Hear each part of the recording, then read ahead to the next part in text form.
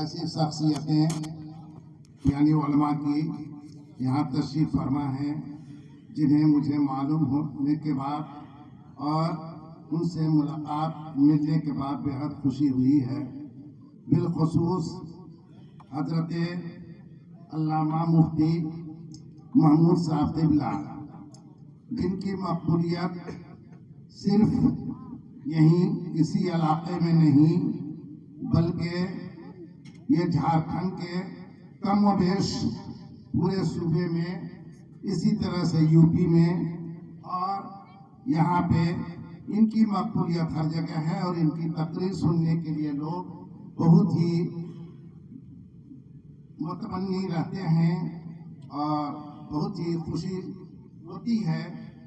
ساتھ ہی ساتھ وہاں سے بگھاڑو ہمارے مدرسے سے قاری عثمان صاحب بھی تشریف فرما ہیں اور ساتھ ہی ساتھ اور دیگر علماء یہاں پہ آ رہے ہیں جن کی کافی شہرت ہے اور جن کی تقریر سننے میں واقعی لطف آتا ہے۔ انہی باتوں کے ساتھ میں آپ تمام لوگوں سے درخواست کرتا ہوں کہ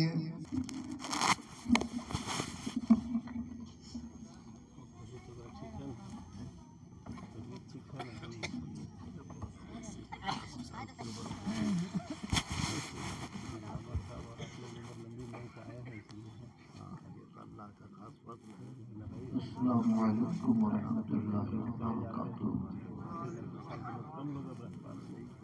الحمد للہ رب العالمین والصلاة والسلام علی سید الانبیاء والمرسلین وعلی آلہ وصحبہ اجمعین، اما بعد فأعوذ باللہ من الشیطان الرجیم، بسم اللہ الرحمن الرحیم۔ ربنا اغفر لنا ولإخواننا الذین سبقونا بالإیمان ربنا ولا تجعل في قلوبنا غلا للذین آمنوا ربنا إنك رؤوف رحیم۔ آمنت باللہ صدق اللہ مولانا العظیم وصدق رسولہ النبی الامین الکریم۔ انتہائی احترام و عقیدت کے ساتھ اپنے آقا کے دربار گوہربار میں درود و سلام کی نظر پیش کیجیے۔ اللہم صلی علی سیدنا و مولانا محمد معدن الجود والکرم وعلی آلہ وصحبہ وبارک وسلم۔ صلاۃ و سلام علیک یا رسول اللہ۔ رفیقان گرامی، آج ہم اور آپ عالی جناب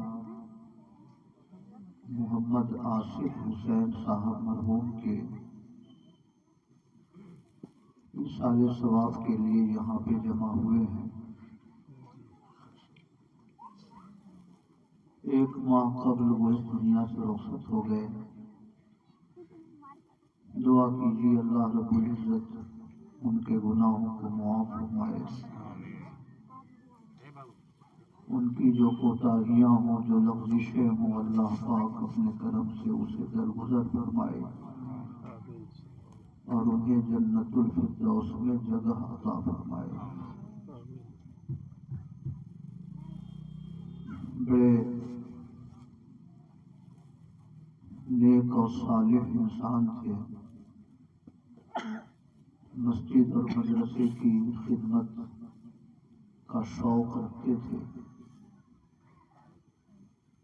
دارالعلوم قادریہ نوریہ اور خصوصی طور سے حضور نصیر ملت صاحب قبلہ مدد اللہ العالی سے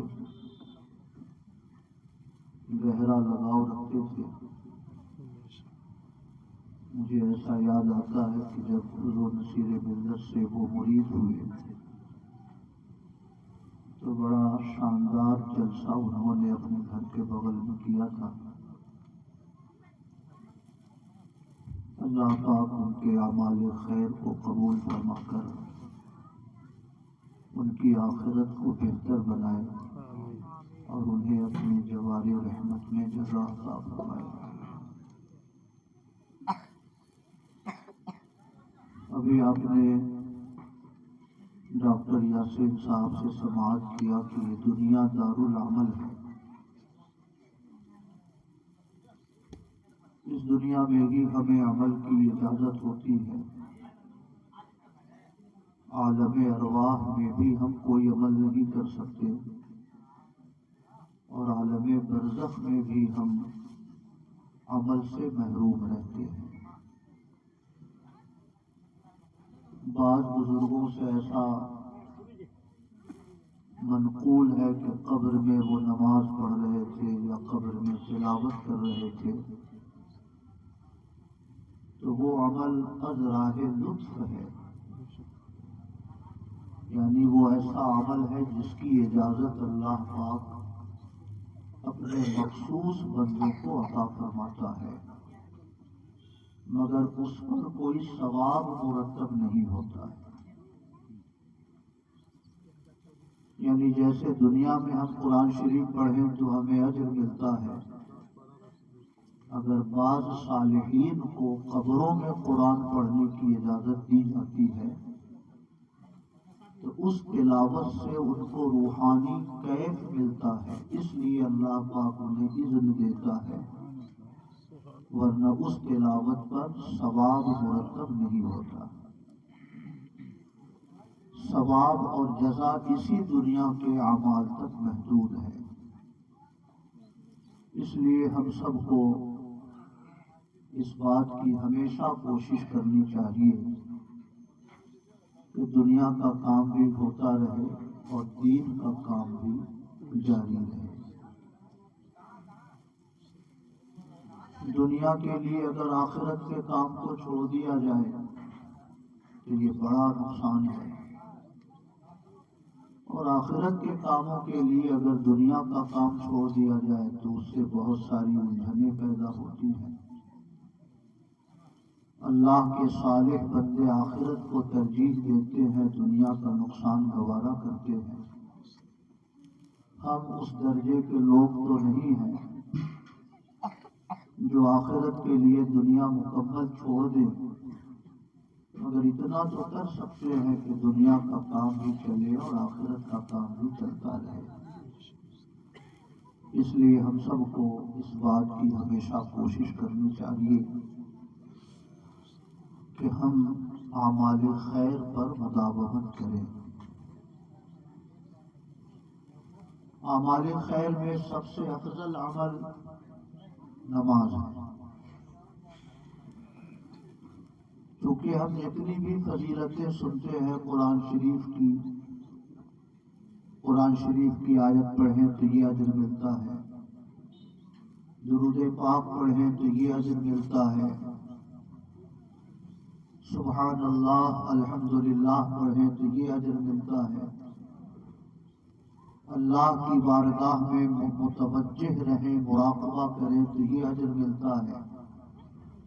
نماز ان سارے اعمال خیر کا مجموعہ ہے۔ نماز میں مراقبہ بھی ہے، نماز میں تلاوت بھی ہے، نماز میں درود بھی ہے، نماز میں تسبیح بھی ہے، تہلیل بھی ہے۔ اس لیے سارے اعمال خیر کا مجموعہ نماز ہے، اس لیے نماز کی پابندی ہر عمل سے افضل عبادت ہے۔ دنیا سے جو لوگ چلے گئے اب تو اس کا چانس ختم ہو گیا، مگر ہم لوگوں کے پاس ابھی چانس ہے، ابھی موقع ہے، نمازیں پڑھ کر ہم اپنے اعمال کی کمی بیشی کی تلافی کر سکتے ہیں۔ حدیث شریف میں فرمایا گیا الموت کالغریق فی البحر، مرنے والوں کی پوزیشن ایسی ہوتی ہے جیسے کوئی ندی میں ڈوب رہا ہو۔ دریا میں ڈوبتے ہوئے انسان کی جو حالت ہوتی ہے وہی حالت دنیا سے رخصت ہو جانے والوں کی ہوتی ہے۔ اگر پانی میں ہم بہہ رہے ہوں تو ہر لمحے ہمیں انتظار رہتا ہے، کہیں کوئی درخت مل جائے، کہیں کوئی لکڑی کا ٹکڑا مل جائے، کہیں کوئی چٹان نظر آ جائے۔ اگر کوئی چیز نظر آ جاتی ہے تو ہم جلدی لپکتے ہیں کہ شاید اس کی وجہ سے ہم ڈوبنے سے بچ جائیں۔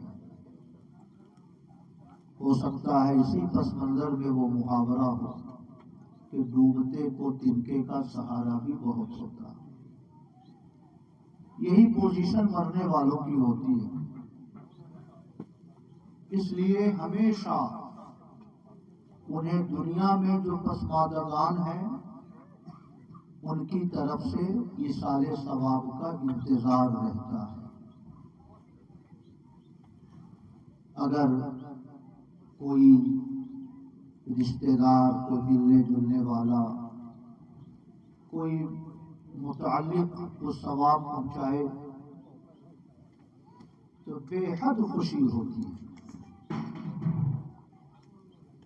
علامہ جلال الدین سیوطی رحمۃ اللہ علیہ نے شرح الصدور میں لکھا کہ تم میں سے کوئی جب اپنے کسی میت کے لیے ایصال ثواب کرتا ہے تو فرشتے نور کے طبق میں اس کے ثواب کو سجا کر قبر میں پیش کرتے ہیں کہ یہ تمہارے فلاں عزیز نے یہ ثواب بھیجا ہے۔ تو آقا فرماتے ہیں کہ تم کو اگر کوئی تحفہ دیا جائے، کوئی گفٹ دیا جائے تو تم اس سے جتنا خوش نہیں ہوتے، مردے اس سے کئی گنا زیادہ خوشی محسوس کرتے ہیں۔ اس لیے ہر زندہ رہ جانے والے کو اپنی زندگی اور اپنی آخرت کے لیے بھی تیاری کرنی چاہیے، اور اپنے دنیا سے جو رخصت ہو گئے ان کے لیے بھی کچھ نہ کچھ عمل خیر کا اہتمام کرنا چاہیے۔ میرے بھائیوں، اعلیٰ حضرت امام احمد رضا کے پاس ایک مرید آئے،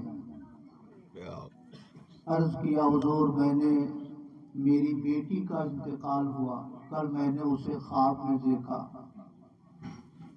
اس کے جسم پہ کپڑے نہیں تھے، حضور کچھ بتائیں میں کیا کر سکتا ہوں اس کے لیے؟ تو اعلیٰ حضرت نے فرمایا کہ خواب اچھا نہیں ہے، یہ اس کے برے انجام کا اشارہ ہے، اس لیے اس کی طرف سے صدقہ و خیرات کیجیے، قرآن شریف کی تلاوت کیجیے، اور ہو سکے تو 70,000 بار کلمہ طیبہ پڑھوا کر اس کی روح کو ایصال ثواب کیجیے۔ یعنی جو اسپیشل ایصال ثواب ہم اور آپ کر سکتے ہیں کہ 70,000 بار کلمہ طیبہ پڑھ کر ایصال ثواب کیا جائے، اعلیٰ حضرت نے فرمایا۔ اور وہیں پر ایک واقعہ لکھا ہے انہوں نے، امام محی الدین ابن عربی 738 ہجری میں ان کا انتقال ہوا۔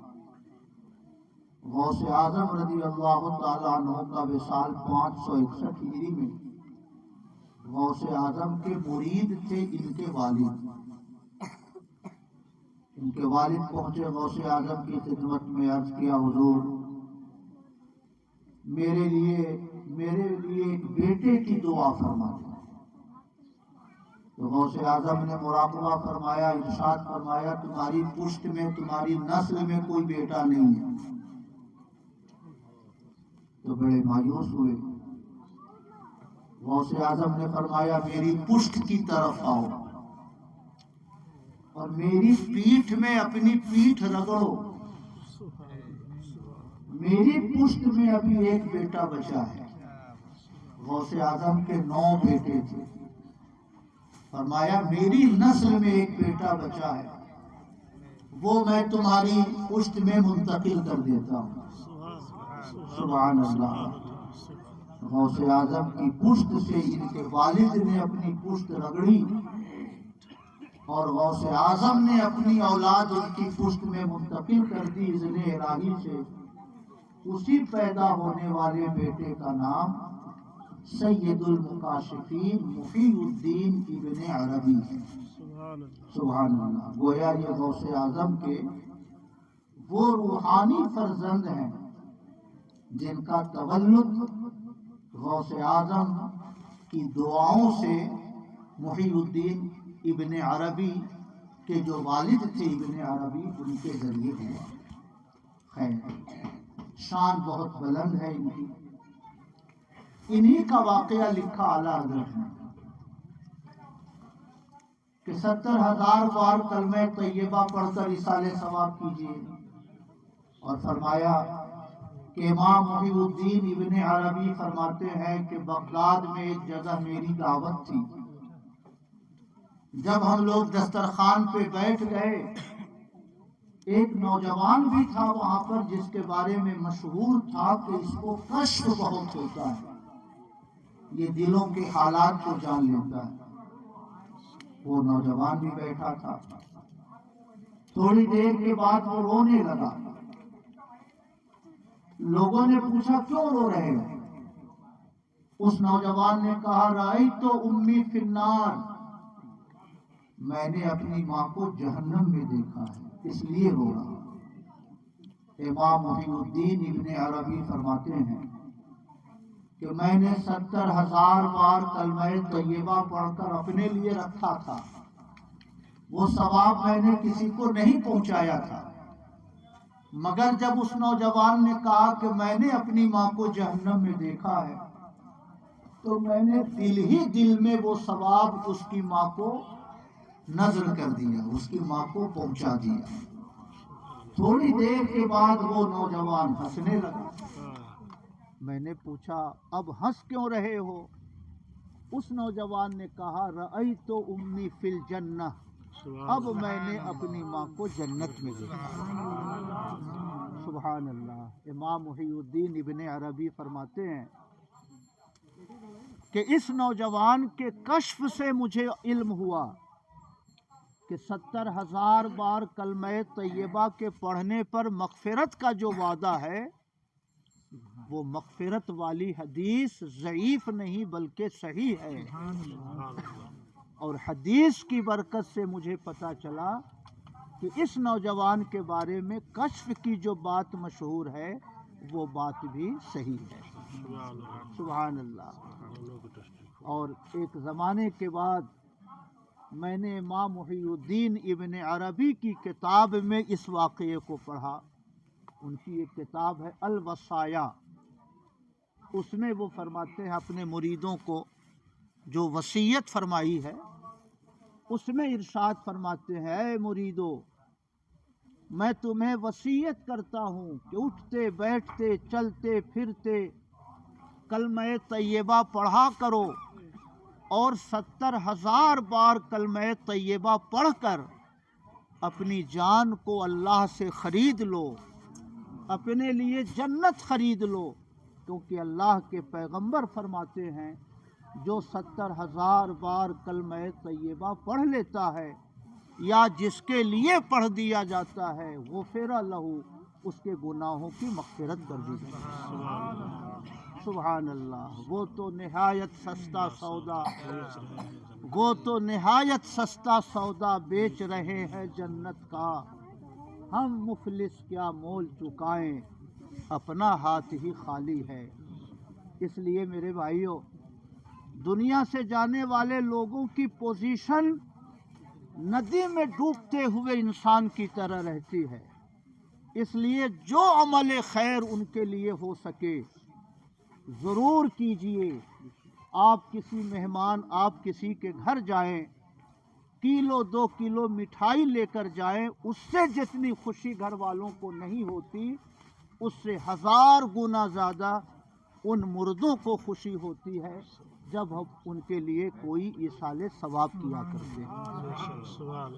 درود شریف پڑھیں. اللہم صلی علی سیدنا و مولانا محمد معدن الجود والکرم وعلی آلہ وصحبہ وبارک وسلم. सलातम व सलामन अलैका या रसूल अल्लाह। तो आला हज़रत इमाम अहमद रज़ा ने अपने मुरीद से फरमाया कि अगर हो सके तो 70,000 बार कलमा तैयबा पढ़कर अपनी बेटी को इसाले सवाब कीजिए। और मुझे ऐसा लगा कि बुज़ुर्गों की बारगाहों में ये बहुत मकबूल अमल है इसाले सवाब के लिए। सुभान अल्लाह। मैंने ये वाक़या इमाम जलालुद्दीन सुयूती की किताब में पढ़ा, मुजद्दिद अल्फ़सानी शेख अहमद सरहंदी के मकतूबात में पढ़ा, मैंने इसकी फ़जीलत आला हज़रत की किताबों में पढ़ी और मुल्ला अली कारी के इरशादात में मैंने इसकी फ़जीलत पढ़ी। सुभान अल्लाह। इसका मतलब ये है कि हमारे घरों में जो खाने पीने का सिस्टम शुरू हुआ है, ये सिस्टम आला हज़रत के बाद का है। खुद आला हज़रत ने इस मसले पे एक किताब लिखी है कि ये अमल नाजायज़ है। समझ रहे हैं? तो वो फरमाते हैं कि खाना पीना ये तो दावत जो होती है ये खुशी के मौके पर होती है। किसी के घर में किसी की मौत हो गई, वो परेशान हाल है, वो गमो अंदोह में डूबा है, और अब उसके ऊपर बोझ डाला जाए कि समाज को खाना खिलाओ, बिरादरी को खाना खिलाओ, ये तो मरे हुए इंसान पर और बोझ डालना हुआ। इसलिए आला हज़रत का खुद अपना मामूल ये था कि किसी के इंतकाल के बाद अगर उसके घर तशरीफ़ ले जाते तो पान भी नहीं खाया करते थे, जबकि आला हज़रत पान के बड़े शौकीन थे, पान के बड़े शौकीन थे, मगर पान भी नहीं खाते। लोग कहते हुजूर पान तनाउल फरमा ले, फरमाते धुआं से बचिएगा तभी आग से बच पाइएगा। सुभान अल्लाह। तो आला हज़रत ने पूरा रिसाला लिखा है दावत मैयत के नाम से कि मरने के बाद जो दावतें होती है ये नाजायज़ है, ये बिदअत है। और उन्होंने जो तलकीन फरमाई कि कलमा तैयबा पढ़कर इसाले सवाब किया जाए। इसलिए हमारे और आपके घरों में, मोहल्लों में पहले ये रिवाज था कि अगर किसी के घर मौत होती तो लोग चना ला के रख देते थे। आ रहे हैं लोग, बैठे हैं, बैठ के चना पढ़ रहे हैं, चना पढ़ रहे हैं। मगर अब आधुनिक युग में हम और आप पहुंच गए, चना रुखसत हुआ, हाथों में मोबाइल आ गया, और इसाले सवाब के जो बेहतर ज़रिए हैं उन तरीक़ों को छोड़कर हम लोग खाने पीने की तरफ आगे बढ़ गए। मेरे भाइयों, उसी रास्ते की तरफ पलटना ज़रूरी है जो हमारे बुज़ुर्गों का रास्ता। सुभान अल्लाह। इब्ने तैमिया और वहाबियों ने शेख मुहीउद्दीन इब्ने अरबी के ख़िलाफ़ बहुत कुछ लिखा है। समझ रहे हैं? इमाम मुहीउद्दीन इब्ने अरबी के ख़िलाफ़ कि ये गुमराह हैं, तो इनकी किताबें पढ़ना हराम है, क्योंकि ये तसव्वुफ़ के ताजदार हैं और इनकी शान बहुत ऊंची थी। अल्लामा इब्ने हजर मक्की ने लिखा कि ये मक्के शरीफ तशरीफ़ ले गए, लगातार 3 महीने तक रोज़ा रखा, 3 महीने तक खाना पीना नहीं किया, 3 महीने तक वज़ू नहीं टूटा, 3 महीने में किताब लिखी अल फुतूहातुल मक्किया, और उस किताब को खाने काबा की छत पे रखा कि मौला अगर कोई बात इसमें खिलाफे दीन हो तो रब्बुल आलमीन तो इस्लाह फरमा दे। 6 महीने तक वो किताब खाने काबा की छत पे रही, मगर उसका एक हर्फ भी तब्दील नहीं हुआ। इस शान के बुजुर्ग थे इमाम मुहीउद्दीन इब्ने अरबी। सुभान अल्लाह। तो इमाम जलालुद्दीन सुयूती जो 10वीं सदी हिजरी के मुजद्दिद हैं, 911 हिजरी में इंतकाल हुआ, उन्होंने इमाम मुहीउद्दीन इब्ने अरबी के सपोर्ट में एक किताब लिखी है, तंबीहुल गबी फी सब्रियत इब्ने अरबी। इब्ने अरबी के सपोर्ट में, दिफा में एक किताब लिखी इमाम जलालुद्दीन सुयूती ने। उसमें लिखते हैं कि एक नौजवान था बगदाद का जो हजरत इमाम मुहीउद्दीन इब्ने अरबी पे सुबह शाम लानत भेजता था। समझ रहे हैं? जो जितना बड़ा पीर उसके उतने बड़े विरोधी। सुभान अल्लाह, हमारे आका की शान कायनात में कितनी अनोखी थी, मगर अबू जहल जैसा मुखालिफ था हमारे आका का, है ना। तो जो जितना आला दर्जे का इंसान होता है उसके मुखालिफ भी उतने कट्टर होते हैं, और ये अल्लाह की शान बेनियाजी है। खैर, तो अल्लामा जलालुद्दीन सुयूती फरमाते हैं कि एक नौजवान था जो सुबह शाम इमाम मुहीउद्दीन इब्ने अरबी पे लानत भेजता था। इत्तेफाक से उसकी मौत हो गई।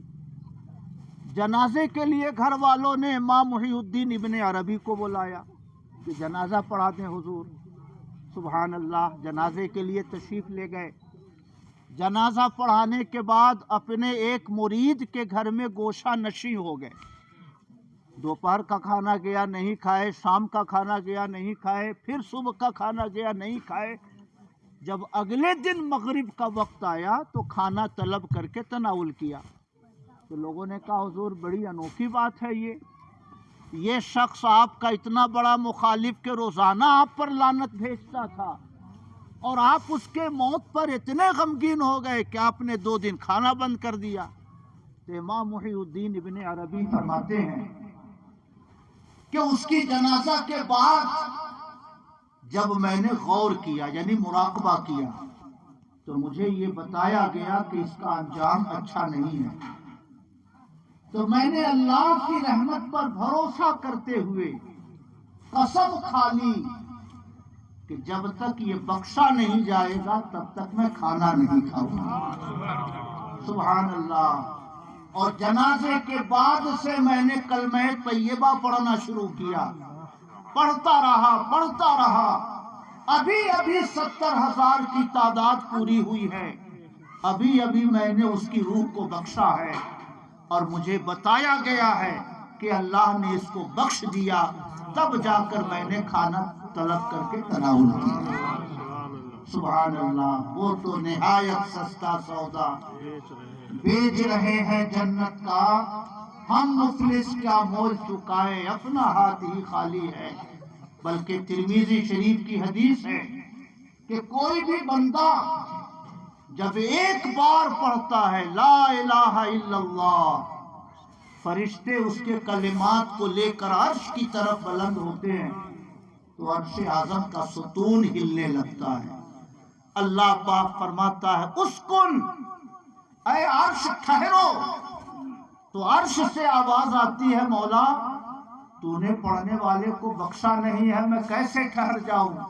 अल्लाह पाक फरमाता है मैंने बख्श दिया तो अर्श आज़म का सुतून ठहर जाता। एक बार पढ़ने की ये फजीलत है। एक बार हम पढ़ते हैं तो अल्लाह पाक की ऐसी रहमत पढ़ने वाले को मिला करती। दुरूद शरीफ पढ़े। अल्लाहुम्मा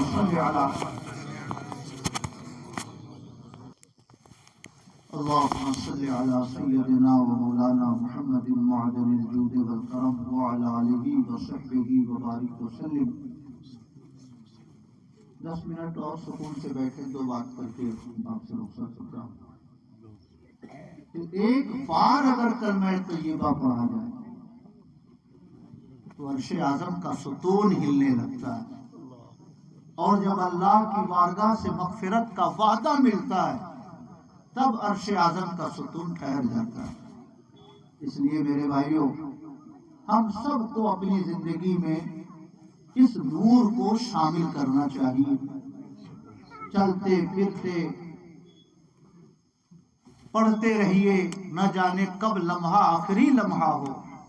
अगर पढ़ते पढ़ते दम निकल गया तो अल्लाह के पैगंबर फरमाते हैं मन काना आखिरु कौलिही ला इलाहा इल्लल्लाह दखलल जन्नह। जिसकी जुबान से निकलने वाला आखिरी शब्द ला इलाहा इल्लल्लाह का होगा वो जन्नत में दाखिल किया जाएगा। सुभान अल्लाह। हमारे आसिफ हुसैन साहब मरहूम इस लिहाज से बड़े खुशनसीब हैं कि उनके साहिबजादे साजिद हुसैन सल्लमहू ने 70,000 बार कलमा तैयबा पढ़वाने का एहतमाम किया है। जो कागज रखा है उसमें 70 बल्कि 90,000 के आसपास कलमे लिखे हैं। 1,64,000 اللہ پاک اسے قبول فرما کر ہمارے آصف صاحب کے گناہوں کو معاف فرمائے اور انہیں جنت الفردوس میں جگہ عطا فرمائے۔ مگر کوئی ضروری نہیں کہ ہماری اولاد بھی ایسا کرے۔ کبھی کبھی حادثہ ہوتا ہے، پوری نسل ختم ہو جاتی ہے، پورا خانوادہ حادثے کا شکار ہو جاتا ہے۔ اس لیے اپنا انتظام آپ کیجیے۔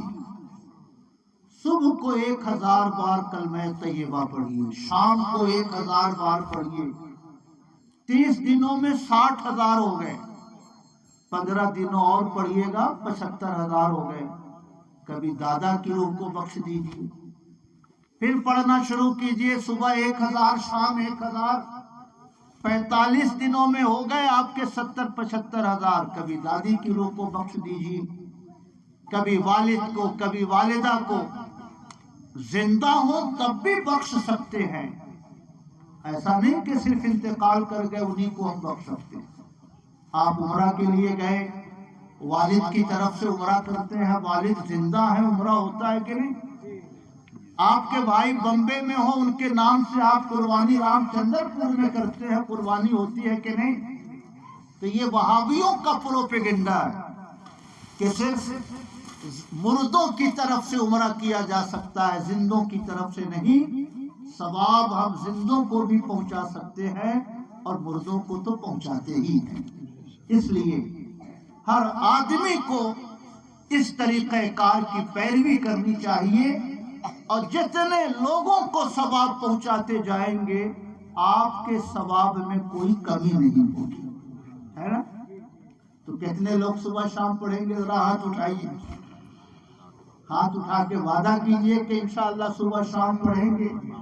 نیت المؤمن خیر من عملی، مومن کی نیت اس کے عمل سے بہتر ہوتی ہے۔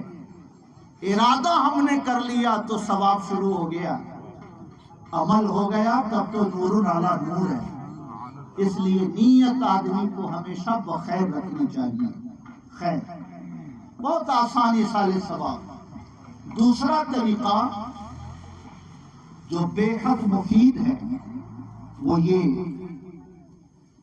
کہ ہماری زندگی میں نمازوں کا نور بہت کم، بہت لیٹ سے آتا ہے نا؟ 40 سال 50 سال 60 سال کے ہو گئے، حج کر لیا، عمرہ کر لیا، تب ہمیں فکر ہوتی ہے کہ ہمیں نماز شروع کرنی چاہیے۔ آدھی زندگی غفلت کی نظر ہو جاتی ہے، جبکہ نماز کمپلسری سبجیکٹ ہے، ہر حال میں اس کا حساب ہوگا، اور سب سے پہلا اکاؤنٹ نمازی کا کھلے، سب سے پہلا کھاتا۔ اگر یہ ثواب، یہ کھاتا کلیئر ہو تو اگلے اکاؤنٹ بھی ہمارے کلیئر ہوتے جائیں گے، اور اگر یہ معاملہ پھنس گیا تو اگلا معاملہ اور زیادہ پھنستا جائے گا۔ نمازوں کا رجسٹر کھلا، نمازیں کم ہو گئی، اللہ پاک کیا کرم فرمائے گا، حکم ہوگا اس کے نامہ عمل میں نفل نمازیں دیکھو، اگر نفل نمازیں ہیں تو اسے فرض کی جگہ رکھ کے جوڑو، اگر اس سے بھی اس کا حساب مکمل ہو جائے تو حساب مکمل کر دو۔ سبحان اللہ، سنتوں کو رکھ کر حساب کیا جائے گا، نفل کو رکھ کر حساب کیا جائے گا۔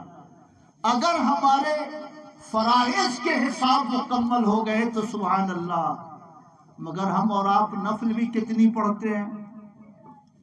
دن بھر میں 12 رکعت نفل پڑھتے ہیں، 2 رکعت فجر میں، 4 اور 6 ظہر میں، 2 مغرب میں، 2 عشاء میں یا 4 عشاء میں، 10-12 رکعت۔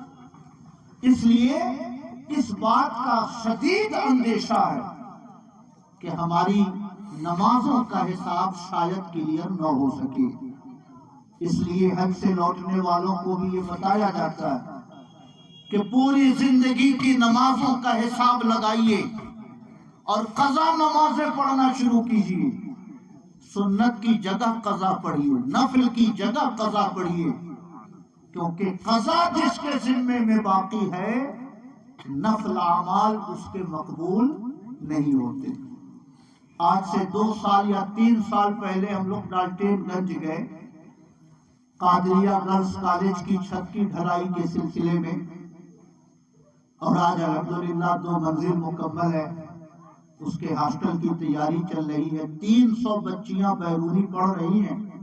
اللہ پاک اس ادارے کو اور اس کے فیضان کو عام سے عام تر فرمائے۔ ایک حاجی ہمایوں صاحب ہیں پہاڑی محلے میں، ان کے گھر ہم لوگ گئے، ہم لوگوں نے کہا چھت ڈھلنے والی ہے، 1-2 کنٹل سریا کی حاجت ہے۔ انہوں نے کہا کہ ابھی تو میں کچھ نہیں کر سکوں گا، میں نے اپنے والد کے نام سے یہ کیا ہے، وہ کیا ہے، وہ کیا ہے، تو ابھی میرا ہاتھ خالی ہے، بعد میں اگر اللہ نے توفیق دی تو میں کچھ آپ کے ادارے کی خدمت کروں گا۔ تو میں نے ان سے چلتے چلتے کہا کہ جب آپ نے اپنے والد کے لیے اتنا کچھ کیا ہے تو ان کی نمازوں کا فدیہ بھی ادا کر دیجیے، تاکہ اللہ پاک ان کی آخرت کو آسان فرما دے۔ نمازوں کا حساب جس کا کلیئر ہو جائے گا، دوسرے حساب بھی آسان ہو جائیں گے۔ کہا یہ فدیہ کیا چیز ہے؟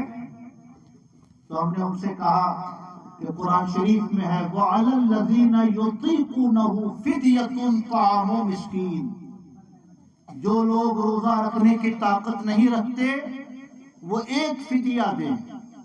کیا ہے فدیہ؟ ایک مسکین کا کھانا۔ وہ آدمی جو مریض ہو گیا، صحت کی امید نہیں، اتنی عمر ہو گئی کہ روزہ رکھنے کی طاقت نہیں، مستقبل میں بھی امید نہیں کہ روزہ رکھ سکے گا، تو ہر روزے کے بدلے میں ایک صدقہ فطر وہ ادا کرتا رہے تو اللہ پاک روزے کے مواخذے سے اس کو بری فرما دے گا۔ تو بزرگان دین اور ائمہ مجتہدین فرماتے ہیں کہ جیسے روزے کے بدلے میں 2 کلو 45 گرام ادا کیا جاتا ہے، ویسے ہی نماز کے بدلے میں بھی 2 کلو 45 گرام یعنی ایک صدقہ فطر دے دیا جائے تو امید ہے کہ اللہ پاک اسے قبول فرما کر آخرت کے مواخذے سے بری فرما دے گا۔ یہ 3-4 سال پہلے کی بات تھی، نہ مجھے یاد نہ انہیں یاد۔ ابھی نومبر کی 15-17 تاریخ کو میں ڈالٹین گنج ستبروا گیا، جمعہ کی نماز پڑھی ڈالٹین گنج چھوٹی مسجد میں، نماز کے بعد مل گئے وہ باہر، دعا سلام ملاقات۔ کہا کہ آپ نے چند سال پہلے کہا تھا کہ والد کی نمازوں کا فدیہ ادا کر دیجئے، تو میں نے کچھ پیسے کا انتظام کیا ہے، آپ فدیہ ادا کر دیں۔ میں نے کہا سبحان اللہ، اللہ نے آپ کو توفیق دی، اللہ کی بڑی مہربانی۔ وہ پوچھنے لگے ڈیٹیل، یہ کیا ہے فدیہ؟ تو ہم نے کہا ہر نماز کے بدلے میں 50-60 روپے، جو صدقہ فطر ہم لوگ عید کے بعد دیتے ہیں، 5 وقت کی نمازیں ہیں تو 250 روپے ہو گئے، وتر کی نماز 50 روپیہ اس کا بھی جوڑ لیجئے تو 300 روپے، ایک دن کی نمازوں کا فدیہ 300، ایک مہینے کی نمازوں کا فدیہ 9000، 2 مہینے کی نمازوں کا فدیہ 18000، 3 مہینے کی نمازوں کا فدیہ 27000، تو 3 ہی مہینے میں آدمی کی جھولی خالی ہو جائے گی، کتنا پیسہ وہ دے گا؟ ہم لوگ جوڑنے لگے تو 4,80,000 روپے 70 سال کی عمر کی نمازوں کا فدیہ ہوا، 4,70,000 یا اس سے کچھ زیادہ۔ خیر، انہوں نے کہا کہ پیسے تو میرے پاس 25,000 روپے ہیں، تو فدیہ کیسے ادا ہوگا؟ ہم نے کہا بزرگوں نے طریقہ بتایا ہے کہ 1 مہینے 2 مہینے کا حساب لگا کر کسی ایک غریب کو دے دیجئے، وہ لوٹا دے کہ میں نے قبول کیا اور آپ کو واپس کرتا ہوں، آپ اس سے جو کام چاہے کریں۔ پھر دوسرے کو دیا جائے، وہ قبول کر کے لوٹا دے، پھر تیسرے کو دیا جائے، وہ قبول کر کے لوٹا دے، تو اس انداز سے لمبی عمر کا بھی فدیہ ادا ہو سکتا ہے۔ کہا کہ یہ کون سی بات ہے؟ ہم نے کہا نہیں، یہ حدیثوں سے ثابت ہے۔ حضرت ایوب علیہ السلام، انہوں نے اپنی اہلیہ کے لیے قسم کھا لی کہ میں تم کو 100 ڈنڈے ماروں گا کسی بات پر۔ بعض بزرگوں نے لکھا ہے کہ جب حضرت ایوب علیہ السلام کے پورے جسم میں زخم ہو گیا تو ان کی اہلیہ نے کسی کے پاس علاج کے لیے جانے کے لیے عرض کیا۔ حضرت ایوب نے کہا نہیں میں وہاں نہیں جاتا. اہلیہ کا اصرار ہوا تو قسم کھا لی کہ میں تم کو 100 ڈنڈے ماروں گا. اعلیٰ حضرت نے لکھا ہے کہ روزانہ جو کھانا وہ پیش کرتی تھی حضرت ایوب علیہ السلام کو، ایک روز کچھ زیادہ کھانا پیش کیا تو حضرت ایوب علیہ السلام کو ایسا محسوس ہوا کہ کہیں کوئی ناجائز کھانا تو میرے لیے نہیں لایا گیا ہے، یہ زیادہ کھانا کہاں سے آ گیا. اس پر قسم کھا لی. خیر معاملہ جو بھی رہا ہو، بعد میں جب حضرت ایوب علیہ السلام کو شفا مل گئی تو اب افسوس ہونے لگا کہ اتنی خدمتگار بیوی اور میں نے قسم کھا لی کہ 100 ڈنڈے ماروں گا. تو قرآن شریف کی آیت اتری، اے ایوب ایک جھاڑو لے لو جس میں 100 تنکے ہوں اور وہ ایک جھاڑو اپنی اہلیہ کو مار دو. جھاڑو نیا جھاڑو کوئی استعمال والا نہیں کہ اہانت کا پہلو ہو، ایک بار اسے مار دو اللہ تعالیٰ تمہاری قسم پوری فرما دے گا. سبحان اللہ. یہ ہے ہیلہ شرعیہ. قسم تھی 100 ڈنڈوں کی، 100 لکڑیوں کی، 100 تنکے ہی صحیح 100 لکڑی تو ہوئی نا. یہ قرآن میں ذکر ہے کہ ایک ڈنڈا لے لو، ایک مجموعہ لے لو جس میں 100 تنکے ہوں اور وہ تنکا اہلیہ کو مار دو تو تمہاری قسم پوری ہو جائے گی. اور حدیث شریف میں بھی ہے، ایک غریب صحابیہ ہیں حضرت بریرہ، حضور تشریف لے گئے، ان کے گھر میں گوشت پک رہا تھا تو ہمارے آقا نے فرمایا ہے بریرہ کیا تمہارے گوشت میں میرا کچھ حصہ ہے یا نہیں؟ ازراہ دل جوئی تاکہ غریب خواتین کو بھی لگے کہ حضور میرے گھر بھی تشریف لاتے ہیں. انہوں نے عرض کیا حضور یہ تو صدقے کا گوشت ہے اور صدقے کا گوشت تو آپ کھاتے نہیں ہیں. تو آقا نے فرمایا لکے صدقتن ولنا ہدیتن، تمہیں جس نے دیا وہ تمہارے لیے صدقہ تھا لیکن تم مجھے دو تو وہ میرے لیے ہدیہ ہوگا. سبحان اللہ. آج ہندوستان میں 50 لاکھ مدرسے چل رہے ہیں، سارے مدرسے اسی سسٹم سے چل رہے ہیں. آپ نے زکوٰۃ دی، میں نے زکوٰۃ کی وہ رقم کسی غریب بچے کو دے دی، اس نے قبول کر لیا، آپ کی زکوٰۃ ادا ہو گئی. اس نے واپس کر دیا کہ آپ میری طرف سے ہدیتاً لے لے، جس کام میں چاہے خرچ کریں. اب اس سے عمارت بھی بن رہی ہے، اسی پیسے سے کھانا بن رہا ہے، اسی پیسے سے مدرسین کو تنخواہیں دی جا رہی ہے. ورنہ زکوٰۃ کے پیسوں سے نہ عمارت بن سکتی ہے، نہ کھانا بن سکتا ہے، نہ زکوٰۃ کے پیسوں سے کسی مدرس کو تنخواہ دی جا سکتی. تو میں نے حاجی صاحب سے کہا کہ ہم اس طریقے سے فدیہ ادا کر لیں گے، اور میں نے ان سے یہ بھی کہا کہ آپ کی اس رقم سے انشاءاللہ ہم تفسیر کی کتابیں خریدیں گے اور آپ کے والد کے نام پر ہم اس کو وقف کر دیں گے، کیونکہ اگر آپ کھانا کھلائیں تو ایک وقت کا ثواب ملا، دوسرے وقت سے نیکیاں ختم.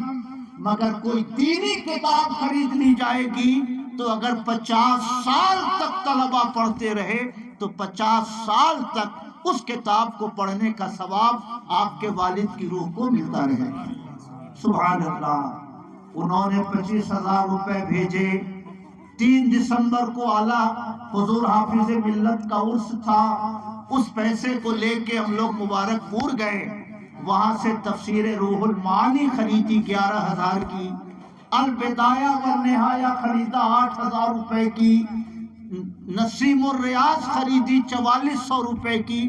ایک بنڈل کتابیں لے کر ہم لوگ آئے اور ان کے والد کے نام پر اس کتاب کو وقف کر کے اس کو لائبریری میں محفوظ کر دیا. 4 گھنٹے لگے فدیہ ادا کرنے میں، یا کم سے کم 3 گھنٹہ لگا. 11 بجے سے 2 بجے تک 50 لڑکوں کو بٹھا کر ہم فلاں صاحب کی نمازوں کے فدیے کے طور پر یہ رقم آپ کو دیتے ہیں. بچے نے کہا میں قبول کرتا ہوں، آپ کو واپس کرتا ہوں. پھر دوسرے بچے کو دیا، فلاں صاحب کی نمازوں کے فدیے کے لیے یہ رقم میں آپ کو دیتا ہوں. بچہ نے کہا میں قبول کرتا ہوں، واپس کرتا ہوں. 70 سال کی نمازوں کا فدیہ ادا کرنا تھا، اس لیے 3 گھنٹے لگے تو وہ فدیہ ادا ہوا۔ میرے بھائیوں، ہم اور آپ پنڈال پہ کافی پیسے خرچ کرتے ہیں، کھانا کھلانے پہ کافی پیسے خرچ کرتے ہیں، لیکن مردوں کے لیے جو کارآمد چیزیں ہیں ان چیزوں کی طرف ہماری توجہ نہیں ہوتی، جس کی وجہ سے ثواب پہنچتا تو ہے مگر ہر آدمی نصیر ملت نہیں ہو سکتا۔ جو قیامت تک کے لیے ثواب پہنچنے کا ذریعہ جاری کر کے دنیا سے جائیں گے، ہر آدمی حافظ ملت نہیں ہو سکتا۔ جنہوں نے الجامعۃ الاشرفیہ کی شکل میں کروڑوں نیکیوں کا ذریعہ کھڑا کر لیا، اور ہر آدمی ڈاکٹر یاسین بھی نہیں ہو سکتا۔ جنہوں نے ایک اچھا سا اسکول قائم کیا، میرے بھائیوں، ہم اور آپ کتابیں خرید کر اگر وقف کر دیں تو وہ کتاب اگر 100 سال تک پڑھی جاتی رہے گی تو 100 سال تک اس کا ثواب مرحومین کی روحوں کو پہنچتا رہے گا۔ کہیے سبحان اللہ۔ اس لیے میں آپ سب لوگوں سے گزارش کرتا ہوں، جب بھی کسی کا انتقال ہو تو آپ اس فکر میں نہ رہیں